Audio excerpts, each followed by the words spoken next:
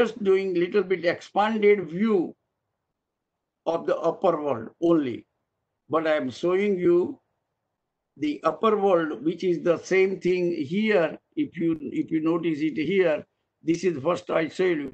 I'm just saying, if you look at it half and go up, okay, above 900 usual. This is all, this one has a bigger cross section than what you are seeing. Okay, so if you notice it here, that right above, this is the land, this is right in the middle point.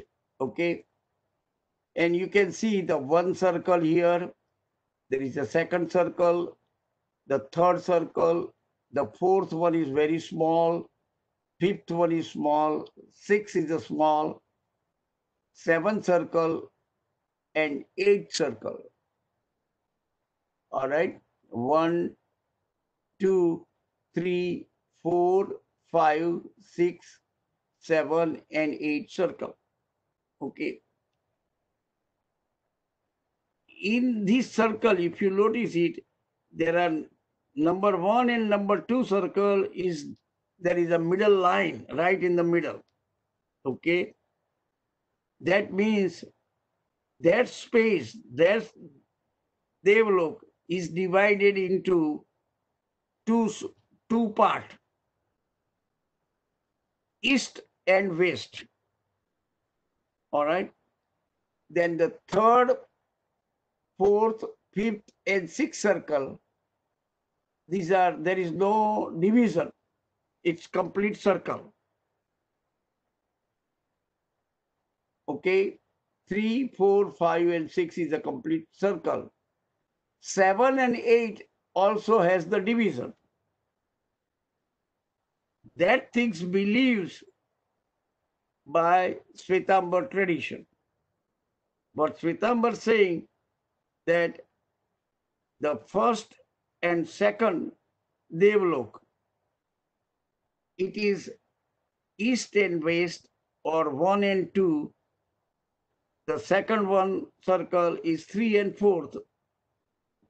Okay, because that Devlok is big and they have split in making it like 4 Devlok with the 2 circle. Then they are smaller ones, so they can't count as a 1. And then on the top, they are little bigger, so they are split also. This way you can consider these are the 12 Devlok. Okay, 1, 2, 3, 4, 5th, 6th, 7th, 8th, 9 and 10, and 11 and 12. East and west, east and west. That's how you count it. And that's the concept believed by Shwetambar tradition. We haven't gone above that, but I'm just going to show you first where the Devloks are. And these are the 12 Devlok, and that you may come across many places, the 12 Devloks name in many, many sutras. Okay. If you notice it here, just a minute. All right. In this case, it is very small, but Digambars believe all these 8 space are divided 2. So they have it total 16. It's the same area. Digambar considers 16 Devlok because 8 circle and they are all split in half. Okay. And that's why it is a 16. While Shwetambar believes the same area, all right, but it is a 12 Devlok. So never get carried away between, while Digambar believes this, Shwetambar believes this, and this is right, this is wrong. Nothing. It is the same space, how you have divided. Okay.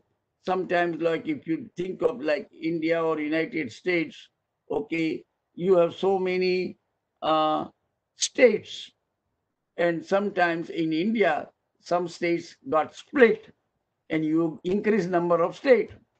Now splits, they split the state because they just decided, okay, this part is one state and another part is another state. There is no such thing there.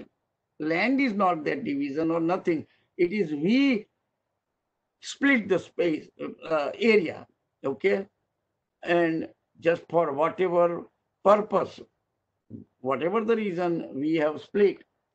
But that's the way we are. It is only for calculating, counting, whatever you call it. That's why it is either you treat them as a 12 devlok or you treat them the same space is a 16 devlok. Right above the 12 devloks, above 12 devlok is, you can see 3 by 3 circles, total 9 circles. Okay. These 3 by 3 circles or 9 circles, it is a 9 gravik.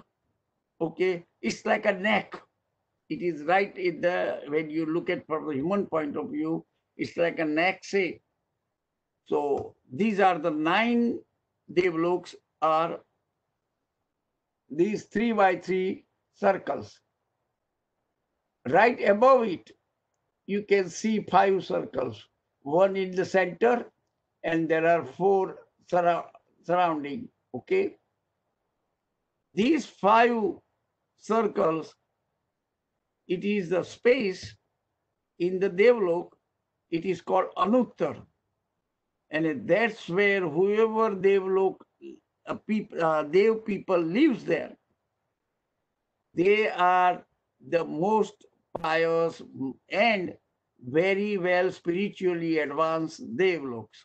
Okay, and they attain, like if it is in the middle circle, which is this one, okay, if you can see it, the middle is a middle devlok, middle circle is a middle sarvartha siddhi. This is a Anuttar devlok, but that is a special name they give, sarvartha siddhi. In the next life, they will attain the liberation. While the remaining 4 Anuttar one, on the third life, they will attain the liberation. Okay, so this is the Anuttar Lok, Anuttar Dev, Gravex, and this is a ordinary devloks. Okay, and they are this way. Now, on the top of these 5 circle, which is a one small circle, okay, if you just notice it here, on the top of these 5 circles, that is called moksha. That's where the liberated soul lives. What I'm trying to do, whatever the picture I received, I got it from the book. Try to explaining you so that you understand what is where. Okay, so this is how the upper world is. There are many other things are there, but I don't want to go too detailed because otherwise each chart will take the one presentation, 1 hour in a sense. So at least you got general idea how the upper world is being organized. Okay, now here is the description, what I'm going to show you. Okay, the upper world description, height is 7 Rajlok or 7 Rajju. There is a moksha, 5 Anuttars we explained, 9 Gravex, and 12 or 16 devloks. So now at least you got some idea where they are looking into it. In the moksha, liberated soul lives. Okay. Vaimanic devs, there is 3 subcategories which we talk. Okay.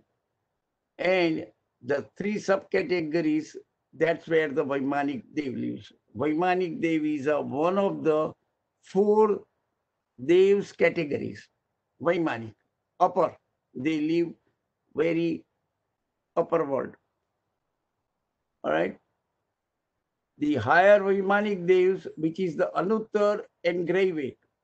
Anuttar Dev attains liberation either in the next birth or the third birth, I explained to you. Each Dev is independent. What it is, what it means, that they don't need king, they don't need an army, they are not organized like we do on the earth.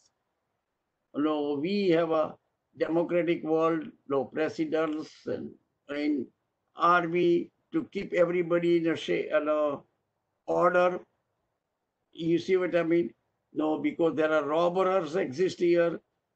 Whatever you see here, those kind of the devloks exist in Vaimanic Dev.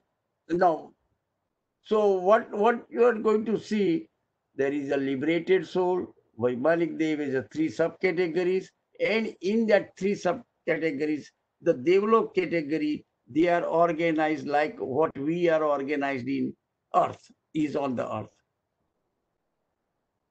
Higher Vaimanic Dev, we talk about the lower Vaimanic Dev, they are organized like earthly kingdoms. There is a ruler which is Indra. Whenever you use the word Indra, okay, he is the king of that particular Devlok. When you may have read in the Snatra Puja or some puja, okay, when Tirthankar is born, 63 Indra, with 63 kings of the heavenly loks, okay, they come and take the baby Tirthankar to Mount Meru and do Abhishek.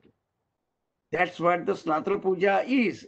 When you do in the temple Snatra Puja, that Snatra Puja is nothing but that 63 Indra comes from the heaven or from the below, because it can come from Bhavanpati Devs, it can come from all other categories, okay, and we will go through the list also later on.